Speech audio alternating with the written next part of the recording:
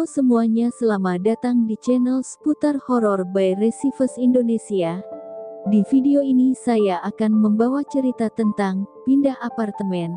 Oke, tanpa basa-basi lagi ayo kita mulai. Sebelum kita mulai jangan lupa like, share, dan subscribe. Terima kasih.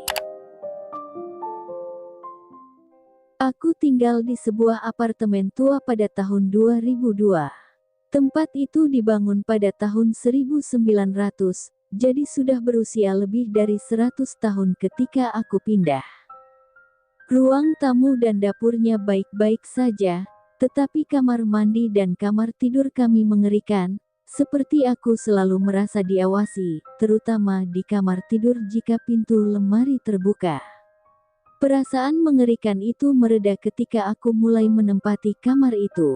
Aku merasa aman di kamar tidur, tetapi hanya jika pintunya terkunci. Suatu malam aku sedang tertidur lelap ketika ada suara keras di pintu kamarku. Aku terbangun dan kuberanikan diriku untuk turun dari tempat tidur. Aku memeriksa apartemen dan semua jendela ditutup serta dikunci dari dalam. Pintu depan masih dirantai dengan ketat, jadi tidak akan ada orang di sini. Aku ingat lemari yang di kamar tidur. Aku tahu bahwa aku tidak pernah ingin masuk ke sana, dan aku tidak pernah ingin jika pintu terbuka.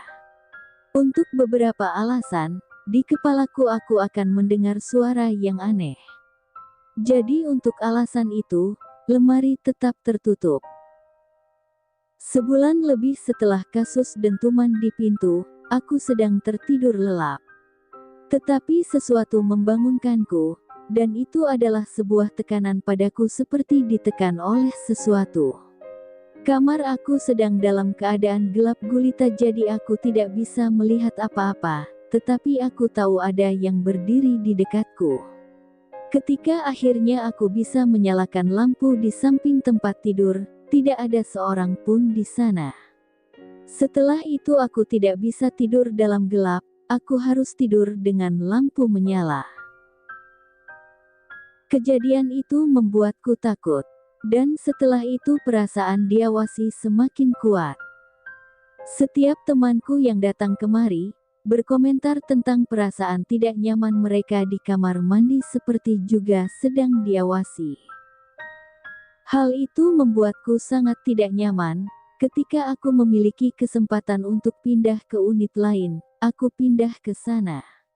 Akhirnya aku dapat berkemas dan keluar dari apartemen berhantu itu. Setelah diriku, beberapa orang yang menyewa apartemennya dan mereka akan pindah dalam beberapa bulan. Aku menjadi kasihan dengan manajer gedung, dan aku mengatakan kepadanya bahwa tempat itu dihantui. Dia agak menertawakannya. Bertahun-tahun kemudian, mereka merenovasi tempat itu. Manajer gedung sedang melukis di sana dan pemilik gedung juga ada di sana. Aku pergi dan memeriksa apartemen, dan kini apartemen itu terlihat lebih bagus, tidak terasa menyeramkan. Aku harus berbicara dengan pemilik gedung, dan melalui percakapan dia hanya mengatakan bahwa seorang mantan penyewa bunuh diri di lemari dengan menggantung diri. Dia juga menyebutkan bahwa arsitek asli bangunan ini tinggal pula di apartemen ini, dan meninggal di sini juga.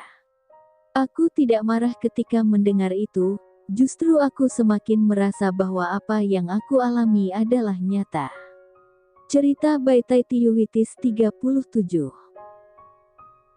Oke teman-teman, ceritanya sampai sini dulu.